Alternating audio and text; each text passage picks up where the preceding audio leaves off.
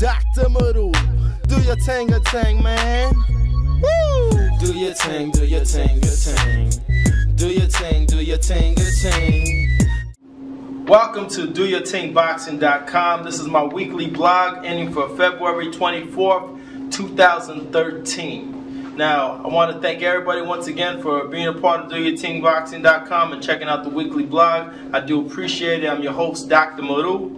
Now, yesterday we had the Road to Champions, sponsored by Golden Gloves amateur event at the Mountain View Community Center. There was 10 great fights yesterday. It was definitely very entertaining. There were some good wins. There were some losses. Unfortunately, my daughter, she fought another hard fight. It's been, 2 hard fights in 8 days. But hey, she goes in there and she fights these girls that are bigger than her. Some of them will have more experience, and hey, we're proud of her. Shout out to Leroy Chavez for doing his thing as well, and the rest of the Team Tapia and all the amateurs that made it possible yesterday. So, keep doing what you guys are doing. Hard work and dedication will definitely get you to where you need to succeed in life. Now, since I'm saying hard work and dedication, today is the birthday of Floyd Mayweather Jr., so I doubt he's probably going to check my blog, but if he happens to do, happy birthday to Floyd Mayweather Jr. Now, I began a little bit of messages dealing with my weekly blog, and it's still coming around a little bit. I got a couple of them that I'm going to deal with today. Some are just a little bit out there and I'm not going to deal with. But one of them that I have first, and this is before we get to the blog, is we got to catch some of the news. There's rumors going around that Christian Cabral is not fighting Mike Coca. The fight is off, so I was really looking forward for that rematch. Now, unfortunately, the fight is in jeopardy of may not happen. Let's hope that somehow Mr. Chavez could get it worked out. Those two could get back in the ring and fight. But for right now, what I'm hearing down the grapevine is that fight is off between the two, and hopefully they can work out their differences. Now, the first question I have for my boy Heck is, how would Matthysse do versus Broner at 140? Man, I'm gonna tell you, that's a fight that I'll pay pay-per-view money to watch. They're both outstanding fighters. Broner hasn't proved himself at 140 pounds, so the wise decision would be Matthysse. But at the same time, Matthysse has lost to 2 African-American fighters, Zab Judah and Devon Alexander, so he can't be outslicked. A lot of people thought that he got robbed and he could be undefeated, but he has shown vulnerability against slick fighters. So my thing is, if Broner can hand up to the power of Matthysse, I would have to go with Broner on that one. But if the power of Matthysse is too much, then it should be a knockout. Either way, it should be an exciting fight. I'm pretty sure the public will want to see it. This guy's talking about fighting at 140 pounds at the end of the year. So hopefully they can make it happen. They're both signed to Golden Boy, so I really think it's a fight that definitely can happen. Now, another question I got from my boy Cisco Reyes is he wants to know what's going on with the heavyweight scene here in New Mexico. We said that the local promoters from here to El Paso are only paying heavyweights between $500 to $750 for 4-round fights, and these are not for pro debuters. These are for fighters that have 2 or 3 fights.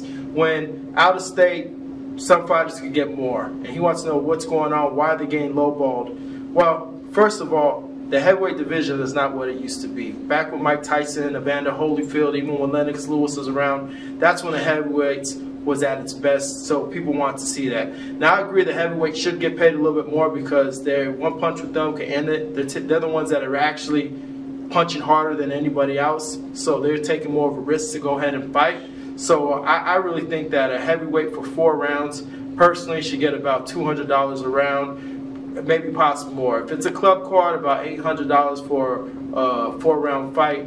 If it's a TV card, they should definitely get anywhere from $400 to $500 a round, just depending on if it's a TV show, pay-per-view, or it's a club card, what kind it is. Out here in New Mexico, we haven't really had any big TV fights, so the promoters are not really going to pay much, and at the same time, the heavyweights have gotten quite boring, to be quite honest. I think the problem is that they need to come up with a super heavyweight division. A lot of people complain saying that adds more bouts to boxing and that's what's ruining boxing. But at the same time, I think it would help out, because it's not fair to have somebody that's 6'6", 275 pounds fighting somebody that's 6 foot, 205 pounds. You know, the 200-pound limit's a 200-pound limit for heavyweight, and there's no difference. Back in the days, you had fighters like Joe Louis who weighed in at 185. Mike Tyson in his prime was at 210, actually around 220. Muhammad Ali was 210. Jack Johnson, one of the greatest heavyweights of all time, fought between 190 to 200 pounds.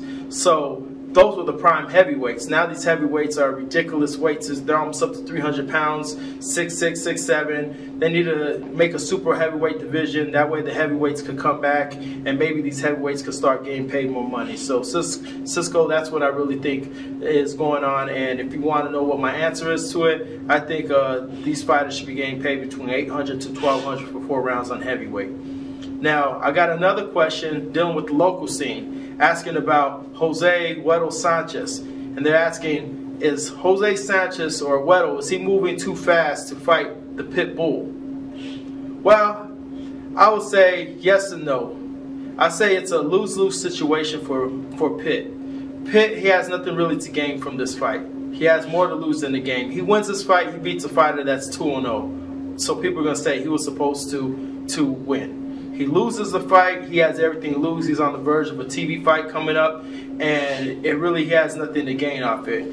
To the Pitt, I think it's just a fight for him to keep busy. I think with the positive of it, he gets to take out the other fighters in his weight class, the young fighters in his division that are outside his camp. He gets to fight, and that's the good thing about it. Now, as far as Weddle's in a win-win situation. He wins the fight, he's on top of the scene, he moves up, he's going to get a lot of recognition. He doesn't win the fight, still win, because he only had 2 fights moving to an 8-round fight. So it's a win-win situation. Now, however I look at it, it's going to be a war between both of them. It's going to be exciting, so get your tickets and check them out, and that way you guys can see for yourself how they do. As far as the predictions go, I'm not going to announce the prediction until the week before the fight. Anything can happen between here and there, and I don't think it's fair to put a prediction out.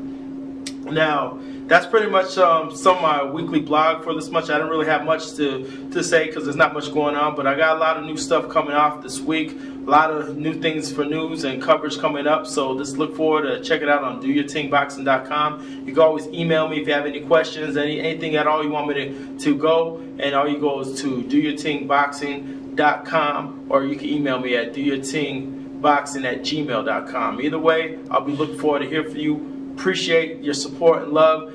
Shout out to all the pros, the amateurs, the boxers, the boxing commission, everybody, even the other websites and the people who are my haters. Everybody, you know, thanks for making it possible. Stay tuned. This is Dr. Moreu, Do Your Ting Boxing. Dr. Moreu, do your ting, man. Woo! Do your ting, do your ting, your ting. Do your ting, do your ting, your ting.